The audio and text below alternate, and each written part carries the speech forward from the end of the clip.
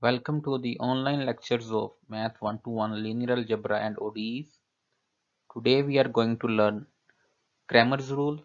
This is exercise 3.3 in your textbook.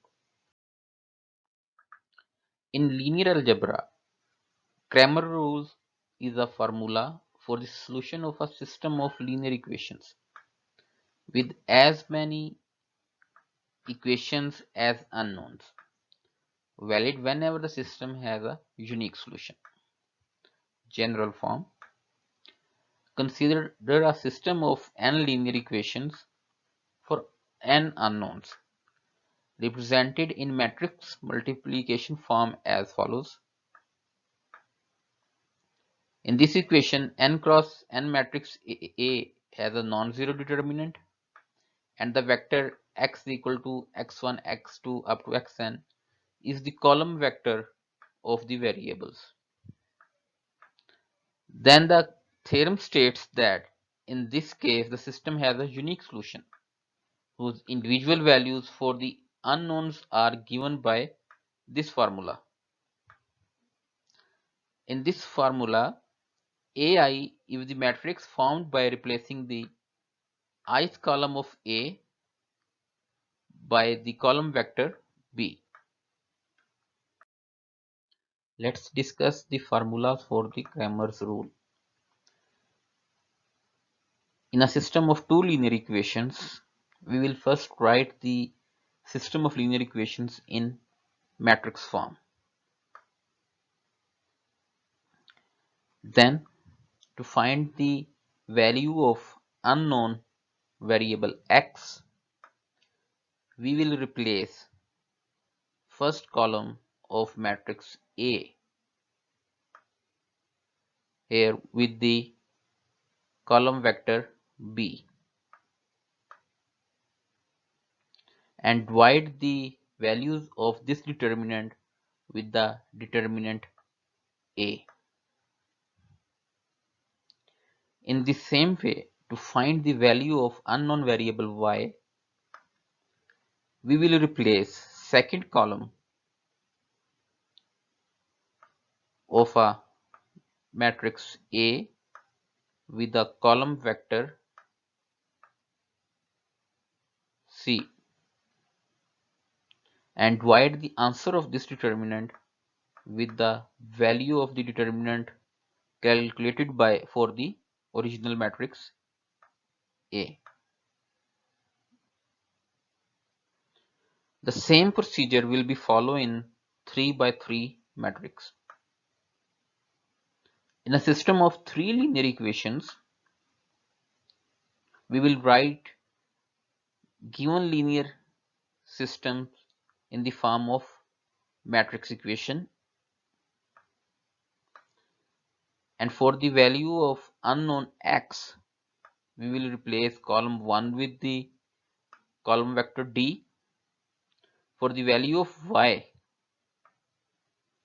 we will replace second column of our original matrix A with column vector D, and for the third unknown value z, we will replace third column of a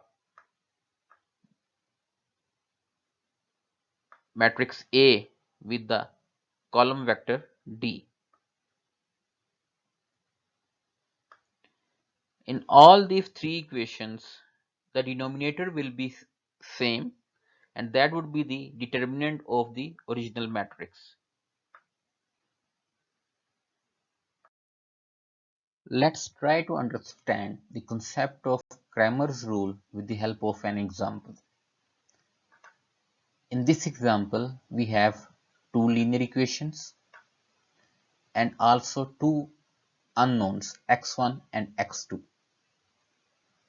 First, we will write this system of linear equations in a matrix form.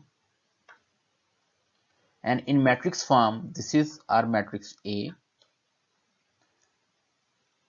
This is matrix X, which contains two unknown variables x1 and x2. And this is the column vector B. In order to find the value of unknown x1, we will find the determinant of a1 and divide the answer with the determinant of a. In a1, we will replace the first column of our original matrix A with the column vector B, and the denominator would be the determinant of a matrix A. By doing simple arithmetic, we will get the value of x1 equal to 20. In the same way, to calculate the value of x2, we will replace the second column of the original matrix A with the column vector B and divide the determinant of A2 with the determinant of original matrix A. The value of x2 would be 27. Let's consider another system of linear equations. In this system, we have three linear equations and three unknown variables x1, x2 and x3. First of all, we will write this system of linear equations in the matrix form. Ax is equal to b, and in this matrix form, this is our matrix A, this is matrix X, which contains three unknown variables x1, x2, x3, and this is our column vector B. First, we will find the determinant of our matrix A by using row echelon form, and the answer would be 4. If you want to know more about how to calculate determinant by using row echelon form, please watch my video on Introduction to Determinants.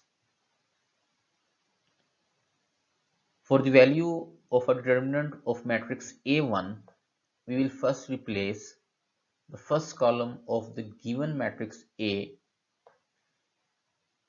with the column vector B. And by using row echelon form, we will get the determinant A1 is equal to 6. In order to calculate the value of a determinant A2, we will replace the second column of a original matrix A with a column vector B like this. And when we will use row echelon form to calculate the determinant of A2, we will get the answer equal to 16. In the same way, we will calculate the value of a determinant A3. For the value of determinant A3, we will replace the third column in the original matrix A with a column vector B. And again, by applying row echelon form to calculate the determinant of A3, the answer would be minus 14. So in order to find the value of x1, we will divide the value of determinant of A1 with the value of a determinant A, and the answer would be 3 by 2.